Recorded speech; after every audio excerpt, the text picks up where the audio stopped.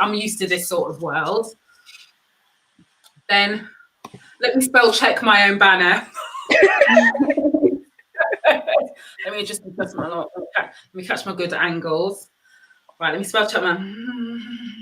Right, basically, I didn't even bother putting your names because I'm just like, look, I don't need to be making mistakes with anybody's names in this day and age. You know what I mean? Like, we should all know better. That's how I felt about myself.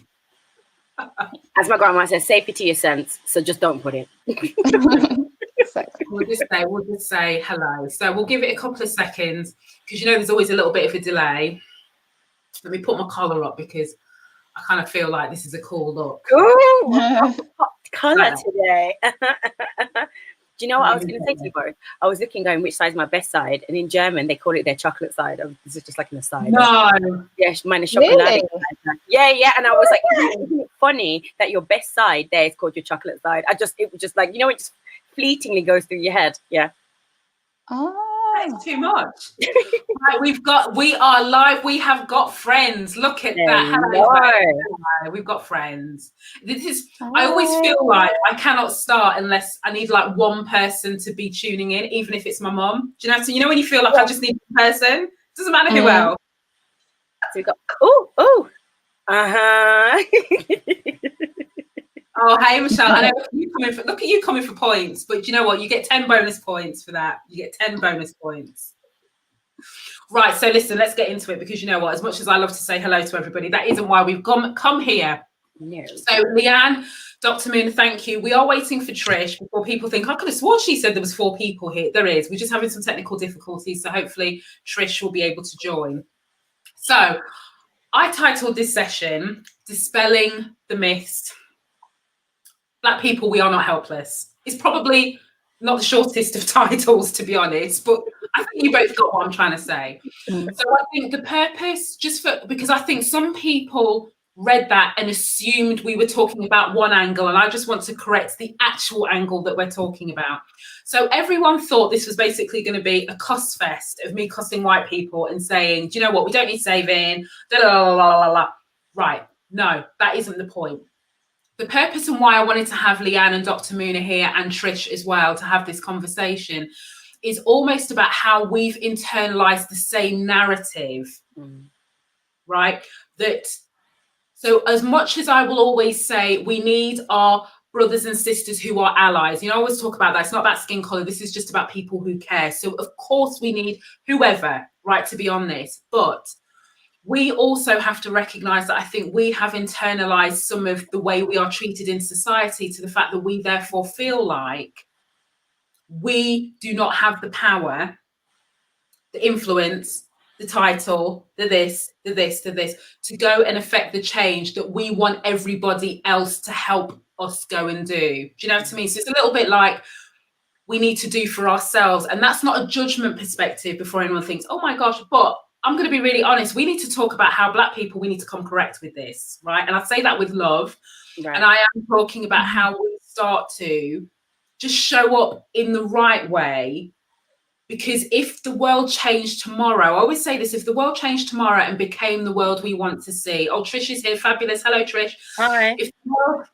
If the world changed tomorrow and we do not change our behaviors in terms of how we've been living underneath a certain system and a certain structure, then we are not even able to take advantage of this new world that we're all trying to, see. Now, clearly I'm being a little bit optimistic about tomorrow, but you get the purpose of what I'm trying to say. So that's why I wanted to have this conversation. So maybe if you guys just say like a little one sentence about yourselves, just introduce who you are, and then let's just get into the conversation. Whoever just wants to take it and run with it, let's just do that.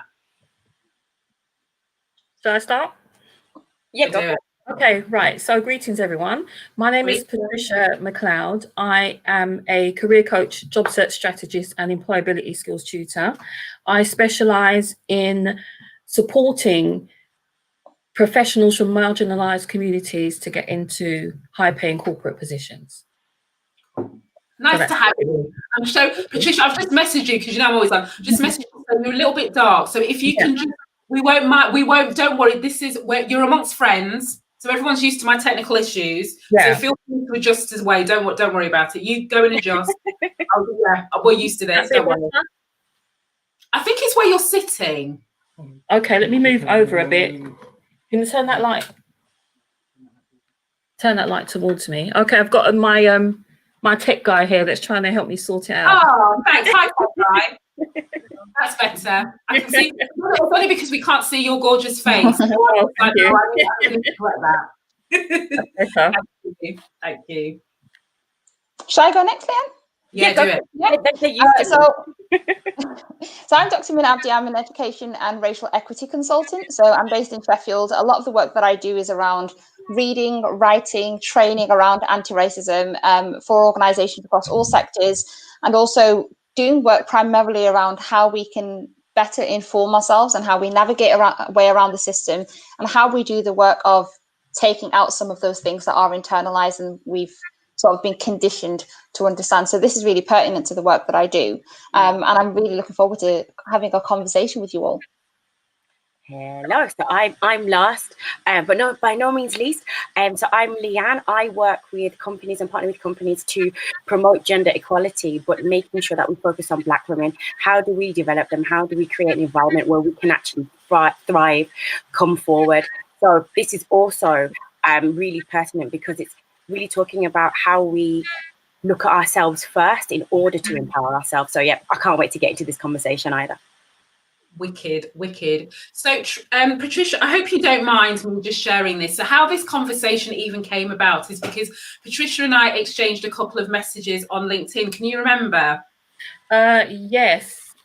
Basically, in my capacity as a career coach, I provide advice and guidance to mainly Black and people of color, ethnic minorities. No, you know what? I'm going to take that term back. We're not ethnic minorities. Global majorities, Patricia.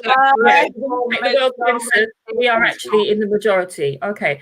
So basically, I provide careers advice and support to mainly Black people.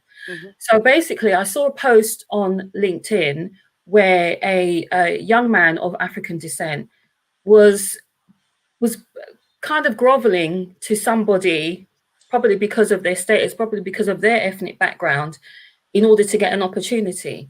And that sort of thing kind of irks me because I see it so many times where Black people assume the position of somebody that has not got any power. And they beg for opportunities when they should actually have an empowered stance and make empowered asks. So I replied to his comment basically saying that you should make an empowered ask. And every time you you approach your career development from the stance of somebody that is less than, you're actually dishonoring yourself. You're actually impacting the wider or the world global Black community by doing that, because you give other people an impression of what Black people are like, and they treat us accordingly to how we present ourselves. So I'm the kind of person, I'm very straight speaking, I'm very forthright. I do not mince my words, but it's not done with the intent of hurting anyone's feelings or putting them down. I don't mollycoddle. I give it to you straight. So basically, I came as my whole self, and I basically said, to pack that in, it's you're dishonoring yourself, you're dishonoring all of us.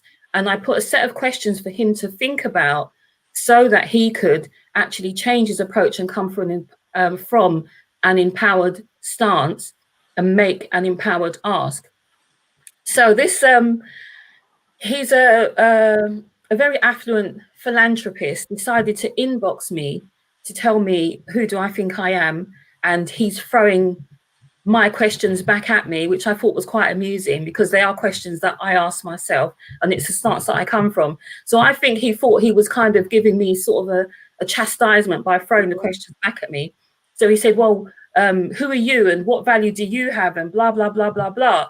So I was initially amused. So I gave him what I call a sovereign answer, saying that I can speak to my brother I can speak to my son how I choose to, because I am from the same cultural background. The young man knows I'm that auntie that will tell you like it is. He didn't take offense to what I said. This gentleman took it upon himself to put me back in my box, so to speak, and tell me that I had no right to ask those questions, and I should consider whether I am a nice person, which is extremely patronizing. I don't care whether he thinks I'm a nice person or not. His opinion of me is totally irrelevant. But what is relevant to me is that people like me, people from my cultural background, stand in their sovereign power and view the world, view themselves and their development in this world from a stance of, you're not helpless, you're educated, you're articulate, you're a human being. There's nothing wrong with asking for help, but do not ask for help from a stance of you are disempowered, because it is not true. So I censure in the conversation and my answer, and we had a little bit of exchange from there. So that's basically it. Yeah. And I was like, Patricia, yes, yeah, we need to talk about this. Would you be up? Then I said, would you be up for talking about this? She said yes. I said, right. So I got a few people. Would you mind? And she was like, yes. So here's why we're at. So listen, I'm going to throw Dr. Moon and Leanne, you two chip in with your 5 cents worth. So I was just wanting to go back to your point, Patricia, which is when we come from this aspect of being disempowered, it affects how we even show up in the workplace. Exactly. It affects how we then interact with other Black people in the workplace. Yes. And when you come to things like salary negotiation, you're already given the impression that you don't feel like you deserve to be there. Yeah. They already have the narrative that we should be grateful. So the combination is always, when you get to the negotiation point, they only ever give you a cent more to keep you quiet. Not to make you happy, but to keep you quiet, because they work with that psychological basis. So it's, as you said, it's so important for us to tap into and understand that empowering ourselves will change the way we walk, it will change the way we talk, and it will also demand from other people that they come back to us in a way that we deserve, as you said, sitting in our sovereign power. Yeah, absolutely. I would even take the word deserve out of it. It's our birthright. Do you know what I mean? Somebody, I just want to put this up. So somebody's asked, what do you mean by sovereign power? It's basically knowing who you are, knowing your value, knowing what you're capable of, and you stand in that and you own it implicitly. You do not have to ask permission to be the human being and walk in the power that God gave you. You're here on this earth because you're meant to be here on this earth. You're not less than anyone else. So it's basically standing in that and approaching the world from that stance. When you do that, there's a saying that when you change, everything around you changes. When you change your mindset, everything around you changes. You know, have you ever been in a situation where you've walked into the room and there's somebody in there that knows themselves? Everyone can feel the energy of that person. They don't even have to say anything. They're standing in their sovereign power. Nobody will dare come up to them and demean them and belittle them, because they know that the way that they would maybe converse or answer or maybe not say anything at all will make you know that that person has every right to be there. They command respect. So it's about coming from that stance. We can't change what other people, we can't really change what other people think and do, but we can change ourselves. And I think that we should be coming from a place of inside out. We need to get to know ourselves and value ourselves and value other people like us and approach the world from that standpoint, so that other people are compelled to treat us with the respect that is our birthright, basically. I think that's such a powerful statement, and it takes work to get there. And I love the fact that you said that this is about working inside out, because from a lot of the work that I do, I talk to people about this idea of unconscious bias, where from such a young age, as people of color, as the global majority, we are living in a society that has always told us to see ourselves outside of ourselves, see ourselves the way that the world is, particularly the ways in which the white world or the white gaze views us. And that is always through a framing of deficit. It tells us all the things that we are not. So we internalize all of the things that we are not, all of the things that we lack, and we start to believe all of those things. And so when you start to do the work of trying to understand who you are and trying to find that inner strength, that power that you have within, it's a lifetime of unlearning that has to take place, because all of the systems and the institutions that you've gone into have been designed to devalue you, to dehumanize you, to tell you all of the ways in which your blackness is toxic. And so you take all of that in. And so it takes a huge amount of work and a huge amount of energy to start to just look inwardly at yourself rather than looking outwardly. And Toni Morrison says it beautifully when she says racism is a distraction. It's designed to distract you. All of these things that we see outside of ourselves, that we are trying to justify our humanity, justify why we should be in these spaces, justify why we should have representation, why we should be in leadership positions. While we are doing all of this justifying, we don't have the time or the energy to really think about, am I in this space because I want to be in this space, or because this space gives me power, or am I trying to enter into this space because I have been told that I can't? And am I just trying to prove people wrong? And this is why we have so much gaslighting and so much second guessing, because we've been conditioned to come at ourselves and our own experiences from a place of deficit. Yeah, and I think one of the things that I've always shared this, so this is not new news for anybody who's been following me and all the things that I talk about. It's not new news, but I also have been very honest and open about my expectation and the challenge that I put to the world about kind of dismantling racism. I have a part to play in that there are things that I know I have had to unlearn and relearn, to your point, Dr. Moona, because I never stood, not really in a place of what Patricia's talks about, is I never stood in my sovereign power in that way, because the way that I viewed myself was as a response to how I felt I was being treated.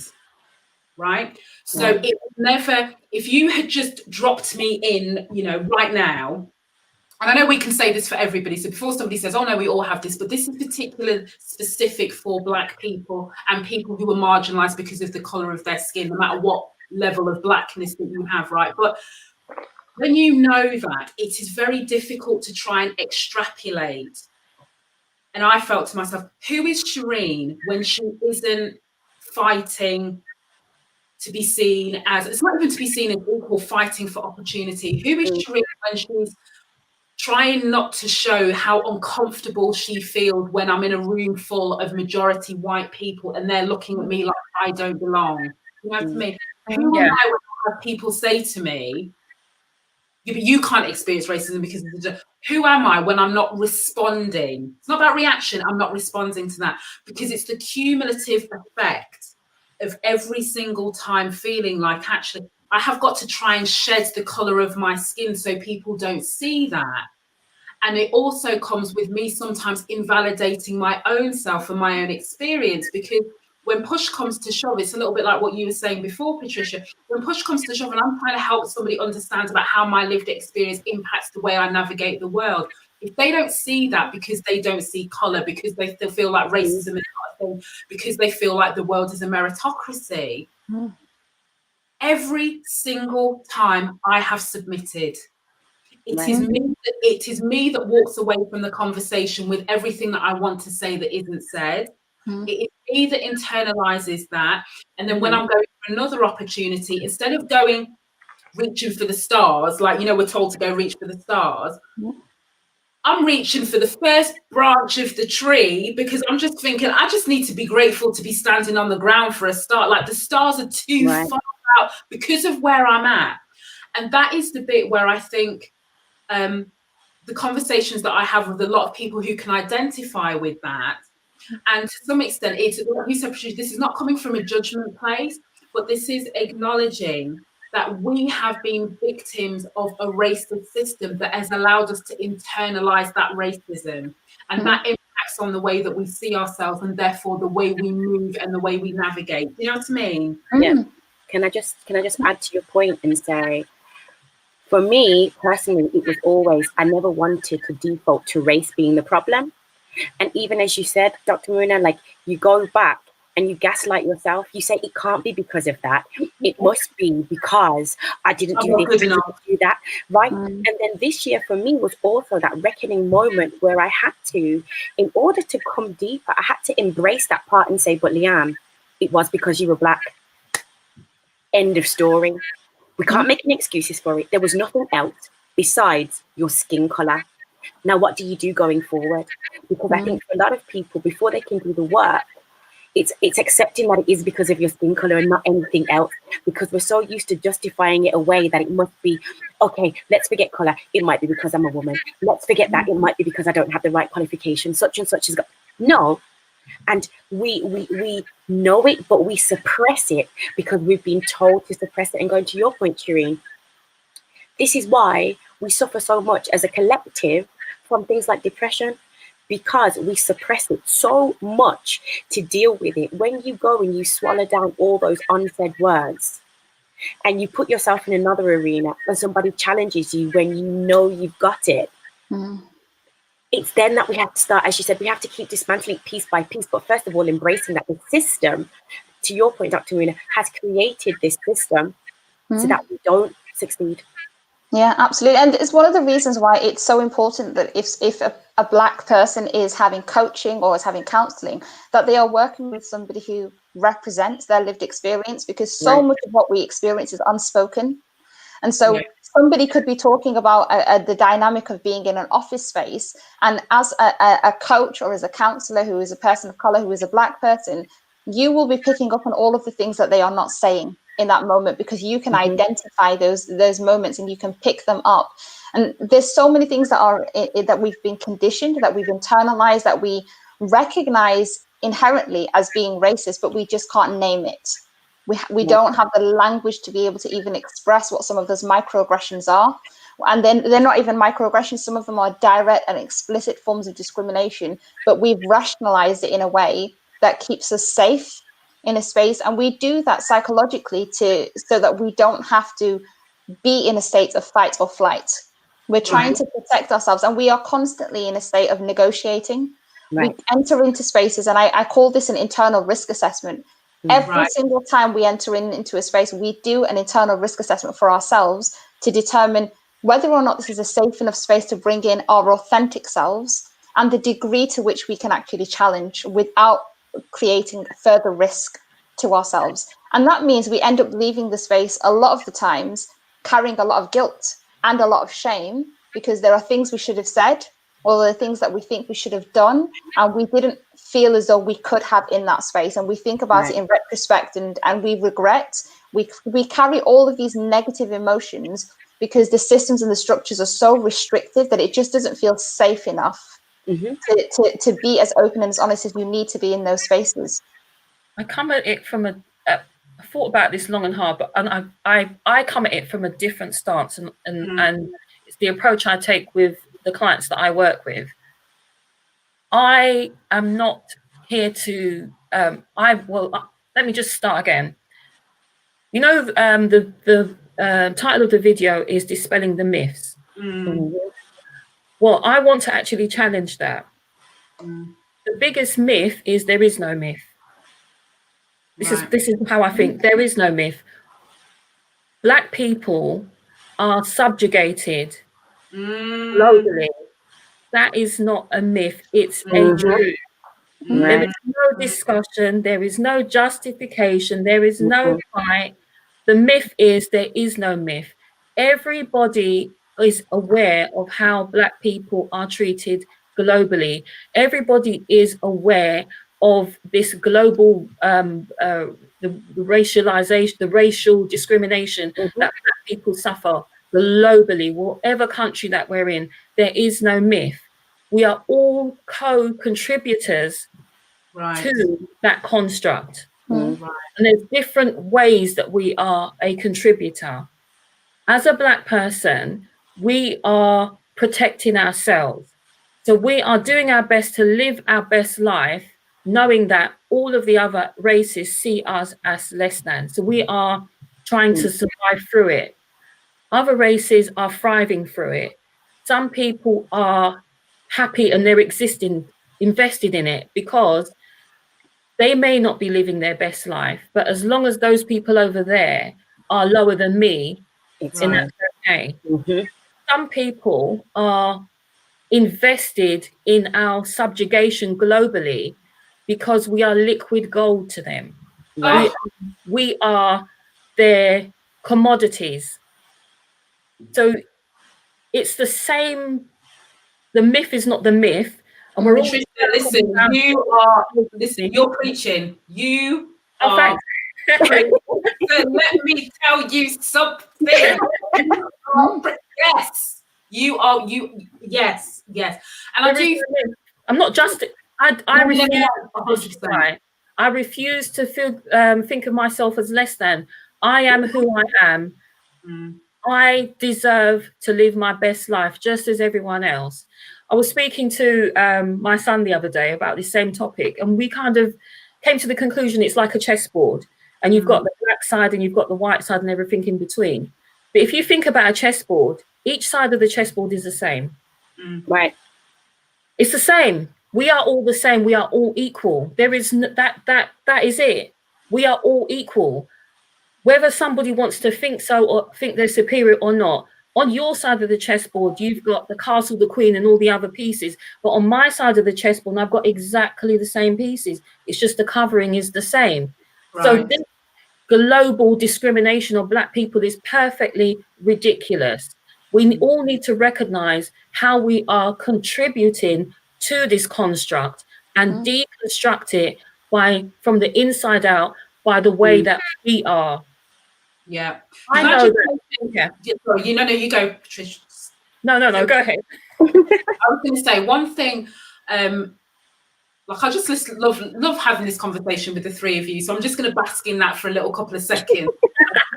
This is what I live to do because I love this conversation. I also think as part of what, so Patricia, you talked about we've all contributed. I used the phrase previously, and people have heard me say this before when I've talked about we have also been complicit. Yeah, phrase, we have been complicit. And I think, and if I think about the times that we're in now, and I think one of the reasons why, I know some people have said, like, I'm too harsh, I'm cynical, I'm this, but I am coming from what you're talking about, Patricia, in understanding just how serious racism is, just how serious the depth of our oppression has been globally. So when people say, yeah, but if you go into like Black majority countries, like they're going to name you somewhere in Africa or whatever, they assume that racism is purely about the numbers of Black people versus white people. And I'm saying, so point one, I'm saying, no, that's not the case. But point two, I'm saying is when you understand how serious it is, this is why I come very hard for my own self in terms of what I accept as somebody demonstrating is meaningful change and it's performative. Right. Yeah. So if you stretch out your hands and say, oh, I'm gonna help fight, but I can't see you doing anything. What I have to stop myself from doing, which is pre-COVID world, all of this is what I used to do, is be grateful for somebody stretching out their hand, right? Even though they're not doing anything. Yes, so I accept that. And what I've now said is that through this is that we will not solve this. We will not dismantle racism if we allow individuals, no matter what color, right, to get away with doing things which is purely about optics and purely about what I call gasation and lights and the rest of it, because we have to be better. Because if we're standing in our sovereign power, to your point, Patricia, and we're doing the unlearning, to Dr. Muna's point, and we're also reflecting on how we may have invalidated our own experiences, to Leanne's point, when you're coming from that place, you are not going to accept some of these things. You just wouldn't accept it because it's not going to make a difference. Right. And that's the bit that I feel like it's insulting and it undermines how serious this is. People have fought and died to advance racial equality. Black people, white people, people of other ethnicities all over the world.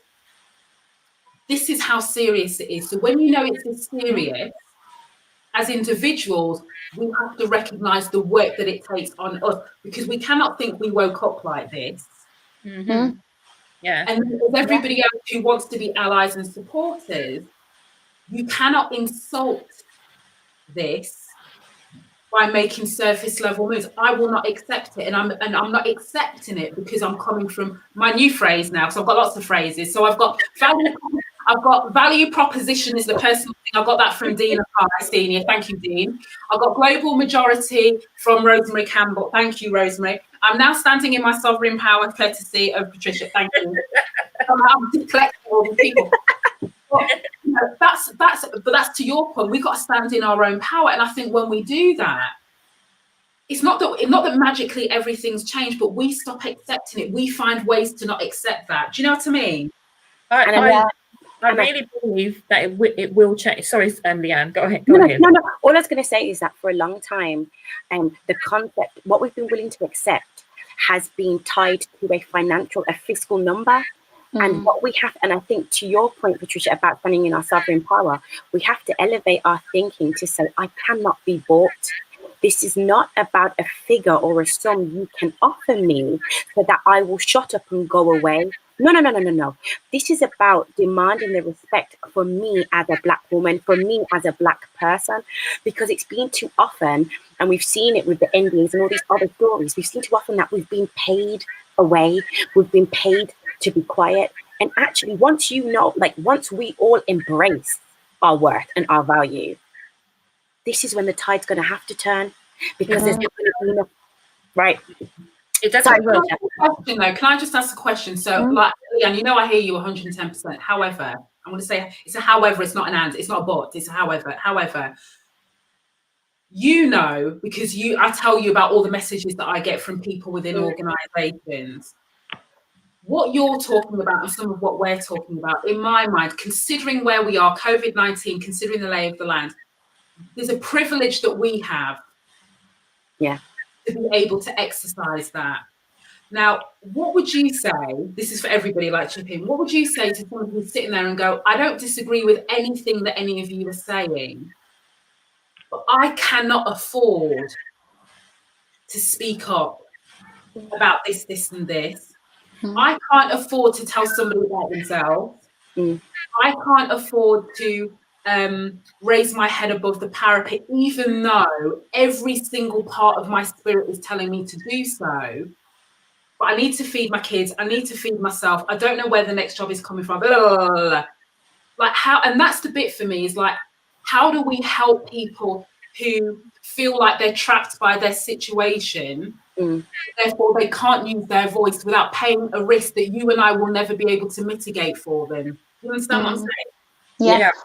I think for me, that ultimately comes down to personal accountability as well as relational accountability. As individuals, we have to take stock of our own circumstances and take stock of the institutions and the systems that we're working within, and make informed decisions, do the self-work, understand what those risk factors are, think about what we need in order to be able to move forward, and gradually build that up over time. Not everybody is able to make the same moves just because they're in the same organization. There's different circumstances for people, but there is also a certain level of relational accountability, in the sense that a lot of the times it is our internal community, and when I say our, I mean melanated people, that are the ones that are passing judgment on the efforts that people are making, that are saying you're positioning yourself as being weak, you're not doing this enough, you're not doing that enough. And I really think we need to start coming from a place of compassion with one another, and recognize that racism wasn't constructed by Black people. It isn't a Black problem. And so our impact on the system is always going to be limited. We're only ever be able to come at it from the point of view of how we've been impacted by it. The people who need to be doing this work, who are able to understand the intricacies of how the system has been created, because they've benefited from it, are the white allies that we have. And so when we're thinking about accountability, the relational accountability is not just for ourselves as Black people, but it's what are we doing to hold the people that are claiming to be allies to account so that they are doing this work, so that that one Black person that is in the office isn't the one that always has to put their hand up when an issue around race is raised, or isn't always the one that has to put their hand above the parapet. Asking the question of who are the allies within your organization, and when an issue is raised, speak to them in private and say, this is something that you need to raise at the next meeting, rather than me constantly being the one to do that, because it takes a lot of energy and we don't hold our allies to account anywhere near enough. So I think part of the relational accountability is making sure that we are looking at the way we judge each other and the way that we deal with each other in this work, but also making sure that we are holding to account those that claim to stand beside us, but are performative in their work and aren't meaningfully engaging in that. Yes. I think it starts with a decision. Each person, as you said, being accountable, it starts with a decision. If you decide that, as I've mentioned, you stand in your sovereign power and that you will not put up with abuse, nobody can abuse you. This is where, for my part, the science of employability comes in. People think of employability, oh, update your CV, get a new job. Employability is a science that involves not only, it involves philosophy, philosophical, psychological. It's about your mindset. When you change your mindset and you operate from that space, nobody can abuse you. I've got to the stage myself where I am very good at leaving. I don't tolerate abuse because I know that I can, because I'm empowered. And that is what I teach other people. If you know your value, you know how to record it, you know how to articulate it, you know how to present it, you do not have to, as you mentioned, Shireen, stay in any organization that does not value you, because you know yourself and you know the tools and strategies to move. Those organizations that do not change because we have changed are going to implode. Yes, I agree. We won't work for them. We won't use their services. They will have to change. It just takes a grain of sand to turn the tide. Yeah. You see what I mean? And that's why I'm so passionate about employability, and people underestimate it. And I do say that from my personal experience, that Black people do not invest enough in themselves. Do you see what I mean? They do not invest in learning about tools and strategy. They do not invest in themselves, and it's so frustrating because it makes a difference. On paper, I'm supposed to be somebody that cannot get a job. I'm of a certain age. I'm a Black woman. I wear a head covering. I tick all the boxes of who shouldn't get a job. But I would say in a 2-year period, I did 6 jobs. Because I know how to. I stand in my sovereign power. I know myself. I know my skills. Everywhere I go there to learn something. If it's not serving me, I move. Nobody can stop me. That is what I teach people. And when you come from that stance, trust me, everything they will have to change. You don't need to fight them. You come like Bruce Lee. You flow like water. You don't know. Yes. You don't swim against the current. You swim with it, and you branch off. And they'll be like, "Oh my God, but that person's gone over there with their expertise." Yes, you can come over here, but you're going to pay me. You're going to pay me what I'm due, and I'm going to tell you what we can exchange for my expertise. And if you don't want to pay it, fine, stay over there. But the party's over here. Hey, see what I mean? And I was just going to just to kind of revolve that slightly different take from my side, which is, you know, like 100% with you on everything you've said. But I'm thinking also about that person who hasn't got to that point to step in their power, and they don't necessarily know how to contact, because it's something sometimes very isolating being the only Black person. And I think that's that part where we have to recognize, going back to everything we've all been saying, is putting the work and slowly trying to find the ways to strengthen ourselves, because sometimes it's not necessarily about continuous offense, but defense, knowing that it's kind of understanding in your mind that, okay, I'm going to get through the week, but what are the positive things that I'm going to do to G myself up all the way through the week, as opposed to crying on Sunday going, I can't face going to work on Monday. I think it's engaging with the positivity to be able to carry on, because if you do have 2 kids or 2, 3, 5 kids to feed, and the level of responsibility is there, sometimes you don't necessarily have that mental strength to think about how employable am I? You're thinking about how can I survive and provide.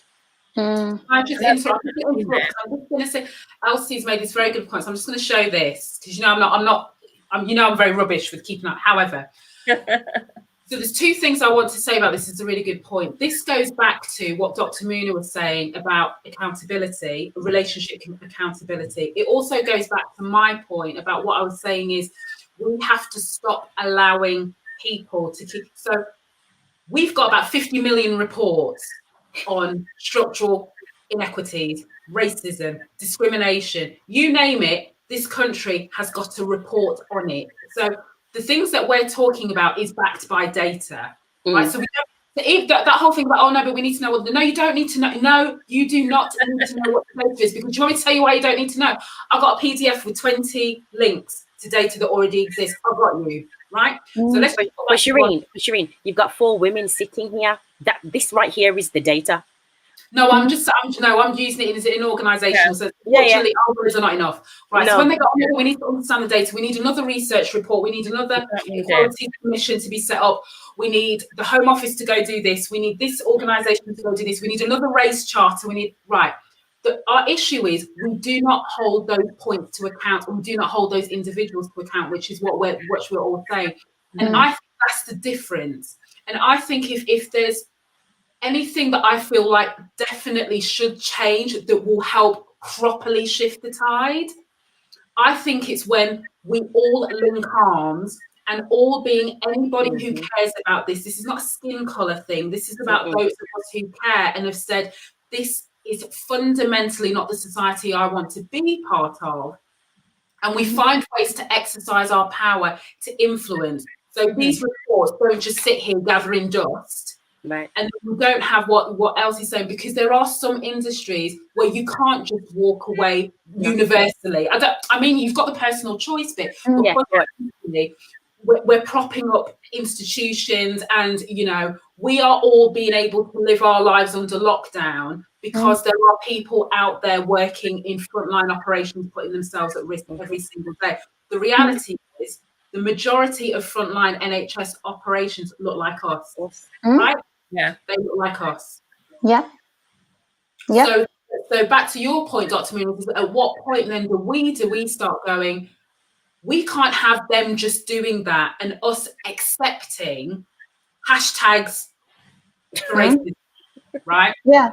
Or whatever the equivalent is, an advert with chicken donuts or pigeons represented as, I'm just going to drop that one. We can't accept it. No, we can't be accepting it if we understand how serious it is, because that. Sorry, you don't want to get carried away. Listen, I've got to let people know. you know how I can't help it. It's just the extraness. The extraness comes out of it at some point. It's true. It's true. Yeah, what we have to do, and I think we have to get better at that. Because we're not all able to just walk away. And I know that's not what you're saying, Patricia, because it's a different point. But we're not all able to do that because fundamentally the country is not going to be able to run. But we vote, right? We can hold our MPs to account within our constituents. Right. We can hold our organisations to account. There is nothing stopping a group of individuals. Look, I'm suggesting anarchy now in these organisations. Somebody's not going to be happy, but there's nothing to stop. There's nothing to stop a group of individuals. And to be fair, this does happen. I know this happens. Who contact the CEO, the executive, or the chairman and say, "Listen, what's going on?" Because, and let me tell you, as a demonstration of real allyship, the examples that I hear the most about, it's not even Black people that are doing it. Yeah, right. It's white people.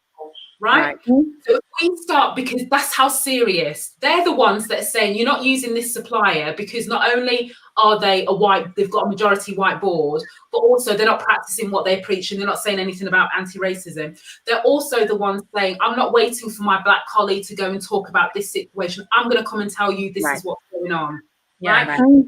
That is allyship, not hashtag, real time, where it makes an impact. You know what I mean? Yeah. I think for me, there are two things that need to happen simultaneously alongside each other. And for this, I'm speaking, yes, there's work for allies to do, but for this, I'm speaking specifically to people that are melanated. So are black, people of color, global majority, whatever terminology you want to use. And the first is that we have to make sure that we are recognizing that we are the resources for these organizations. They rely on our lived experiences, they rely on our intelligence to be able to inform the decisions that they're making. And we give that away for free, and we give it away willingly. And when these documents and these reports are being created, the data is coming from us. We are the data all the time. And so what I always engage what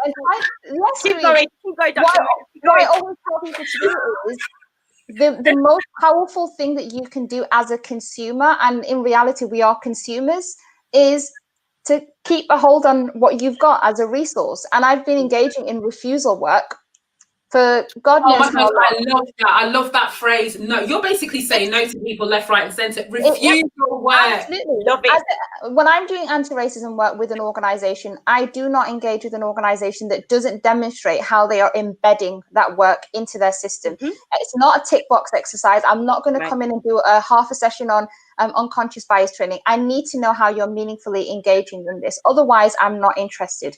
And I say this to even with communities. It doesn't just happen within organizations. Communities, when they are invited to engage in work, or when they're invited to offer consultations to report that are happening, we don't realize how much power we have in saying no. And once they realize that they cannot go into our community settings, that they cannot go to the Black staff network within the organization, or the staff of color network, or whatever it's called within your organization, to get that free intelligence, they'll realize that there has to be something as a result of this. There has to be capacity, and there has to be some sort of accountability. If we see action, we will engage in meaningful ways. If you're not engaging in meaningful action, we will disengage. And we have to get into the process of actively and intentionally disengaging from some of these systems, because they rely on us. And that's the first thing. And the second thing that needs to happen alongside that, I think, is we have to recognize how much energy we bring into spaces. It is exhausting being in a space where you are the minority, and where you are, and these systems and these institutions that we work within are inherently violent institutions. We are experiencing systemic violence on an everyday basis, and that takes energy. And so when you have to realize that if you're not in a position to leave that space, you have to, for your own self-care, think about what you need to refill your cup. If you're working in the NHS and you know that every day going into that workplace is a constant reminder of the ways in which this system is violent, you have to, as an individual, make a conscious decision to think about what you need to refill that cup for you. And for some people, I worked in higher education. I had to make the decision to leave, but there were a lot of Black women in particular who worked in higher education who, as soon as I started, said to me, the only way you're going to be able to have longevity in higher education is if you go part-time and spend the rest of your time doing something that you actually love, and that will fill you up, because this place is toxic. And it's very difficult to spend a full-time 50, sometimes 60 hours a week doing work within an institution that is trying to dehumanize you on an everyday basis. So yes, we need to make sure that we are recognizing our power and actively disengaging when we need to, but also realizing that if we can't disengage and leave those spaces, we have to recognize what is being drained from us and do the work intentionally on our own to refill that cup, because that is part of our own self-care, and nobody can take care of yourself other than you. And that's where the personal accountability comes in. Can I just add to your point about disengaging? When I say get good at leaving, there are different ways to leave. You can actually get up and leave, but you can learn how to operate within an organization to protect yourself, you leave that way. Yeah. You're there for a specific reason. Okay, I'm working here because I need to earn money to feed my family and keep the roof over my head. They will not take my intellectual property unless I get some exchange. Is there a promotion? Is there a pay rise? If there isn't, that's fine. I'm going to operate within the remit of my role. There's different ways of leaving and controlling the situation. Yeah. And if it starts to affect your well-being, then it's a case of learning how to gather the resources that you've learned, adding to your arsenal of resources, learning how to articulate that, and looking at other income streams to, to utilize that in other income streams. So there's different ways of leaving. You don't have to sit there and suffer. But one of the things I have to say, going on from what Dr. Muna says, we shouldn't judge each other, because it's very understandable when somebody is scared to speak, they're not weak. Right. It's a coping mechanism. It's they're protecting themselves. It's perfectly understandable. I've been in organizations where I've been the person to speak up, but other people don't want to say anything and don't want to get involved. I'm not angry with them, because I understand perfectly why they're doing that. It's, protect yourself. Yes, feed your family. Yes, keep roof over your head. So we have to not only show compassion, but we also have to forgive ourselves for the times when we didn't speak up, for the times when maybe we didn't support someone. We have to forgive ourselves and move from that space. We can't be beating ourselves up. We're getting it left, right, and centre. We don't need to be beating ourselves up, or anybody else for that matter. Yeah. And I think going forward as well, we have to also acknowledge that just because we're having these conversations, it doesn't mean we're always going to get it right. It doesn't mean we're always going to, going forward, be able to find our voice to articulate it, because with this change and with this pushback, what we also have to bear in mind is that the situations we're going to come up against are different to the ones before. Yeah. As we take a step to the left, then something may come from the right that we don't know how to deal with. And going back to all of our points, the work is always going to be continuous. We have to continuously look for new ways. We have to still keep being in touch with each other to kind of sense check where everybody else is, but also making sure that the goal in mind is that we progress. It doesn't matter if someone's going at 100 miles an hour, if someone's going at 10 miles an hour. The main thing is we have to find ways for all of us to come forward. And to your point, Shireen, it's making sure we hold everyone accountable, not just ourselves, but everybody has a part to play. And when I say large or small, I don't mean in terms of impact, but just as much as they feel they can do.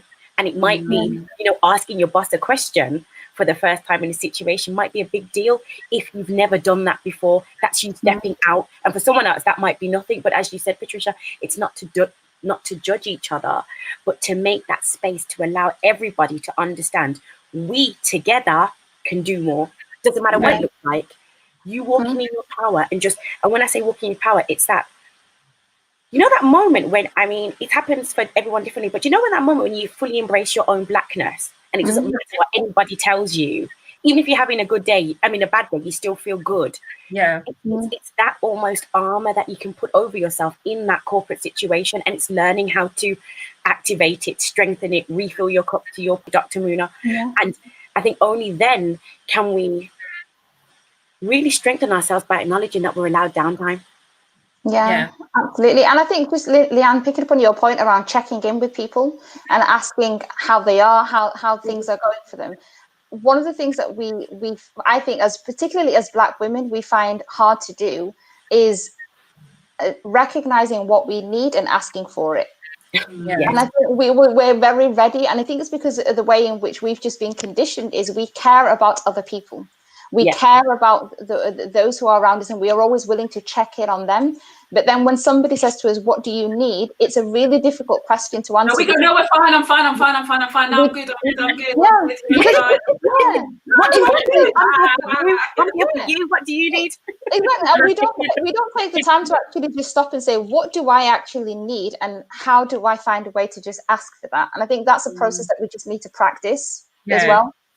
I think we've kind of absorbed the narrative about us, not deliberately, not strong Black woman. We've absorbed 100%. So like, I know myself, I'm very wary of people, everybody.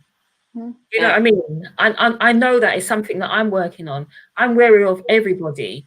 I check out everybody. Don't worry, Patricia, me too. You know what I mean? Yeah, I don't have friends. I have one. That's Leanne.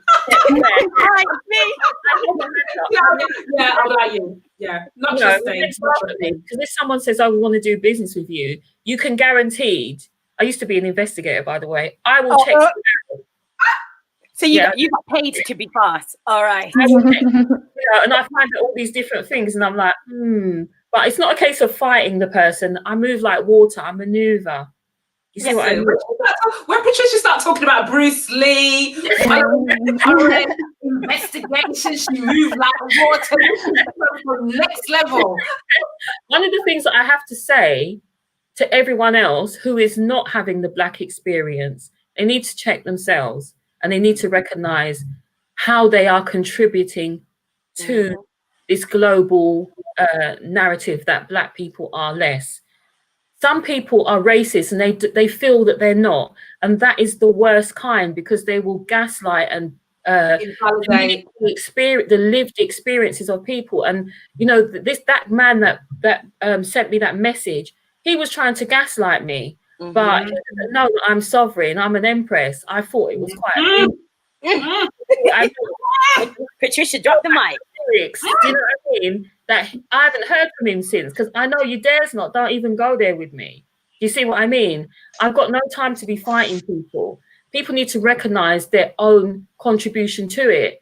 I know that other communities see us as liquid gold because they make money from us. But that's the point. I'm not going to start because we've got 4 minutes, so I'm going to start closing your point. Absolutely. But on that point, Patricia, they can make money from us. Yeah. Liquid gold. But when we're now getting into the situation of where we're going, we are not accepting of our position. They are also not reaching out a hand to help us either. Right. Because they've benefited so long for us being in the position that we are in. And they've also managed to control the game so that when they give us a little bit more, we're satisfied. But now we're saying, actually, no.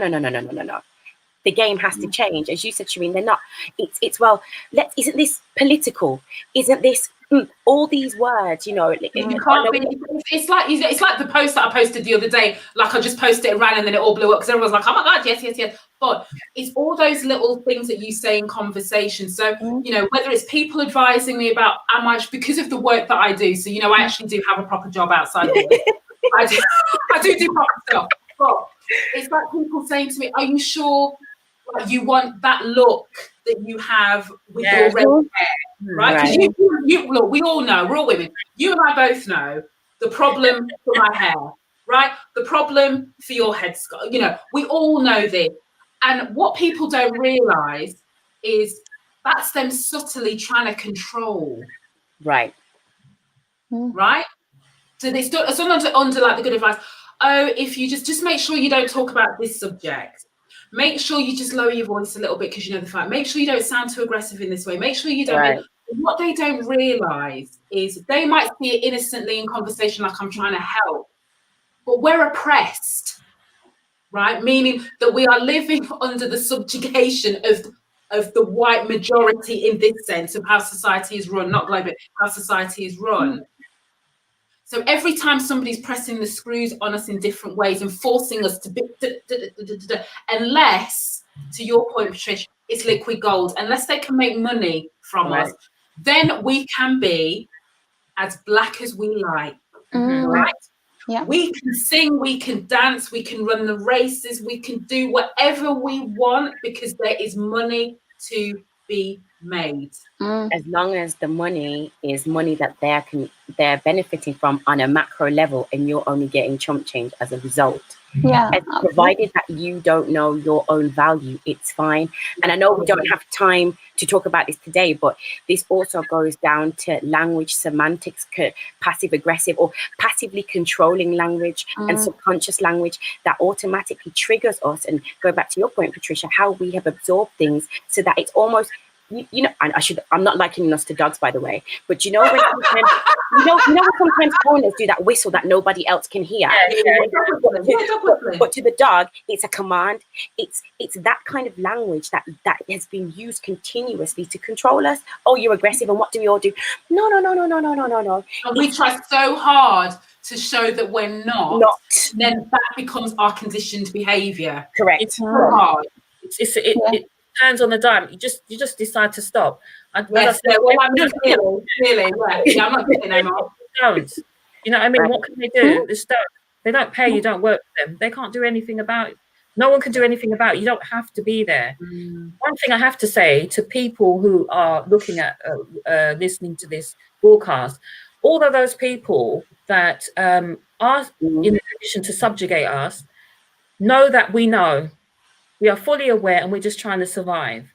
Also, whatever negative perceptions they have of us, I'm going to give them an exercise to do. I would like them to write down all of the negative things they think about Black people. Write them down, look in the mirror, say it aloud, and put their name in it. I am X. I do not deserve to be paid my worth. I am lazy. I have to work 3 times as hard. If they put themselves in it and absorb it and feel what it feels like and think, would you be able to put up with that day after day after day after day and pass it down to the next generation? No, you wouldn't. No. So stop it. And let's not forget, Patricia, that these stereotypes aren't questioned. They're taken as being fact. Yeah. You know, they create, I'm not going to use the word, but they created sciences, so-called fake sciences based on this. So these have become part of what they call the collective unconscious, that these are just fundamentals that are believed. So when we say, hey, this is not like this, you know, oh yeah, you're such a hard worker. Why do you say that? Because in your unconscious, you believe that Black people don't naturally work hard. Exactly. Yeah, absolutely. And I think we have to, and this is, I'm just going to finish off with this point, Shireen, is I think it's really important that we speak back to systems in a language that they will engage with, because I think a lot of the times when we talk about our experiences, we're expecting organizations to understand the moral impact of this and the moral reasoning behind it. And that's not how they work. Blackness has been commercialized and it's been commodified. And so sometimes you have to use that business language and say, economically, having an institutionally racist system is damaging you economically in this way. And whenever I speak to universities, I start from the data, because I know if I start with anecdotes, if I start with explaining the concept of race, etc., they're going to intellectualize it. They're going to see it as something that's outside of themselves. But when I bring in the data to start off with and say, this is your starting point, the institutions that are on the other side with different data, where they've actually started to work on some of these issues, have seen growth in their research, growth in their funding, growth in the money that they're making, and growth in the engagement of students. And those are the things that in their mind are the things that they take seriously.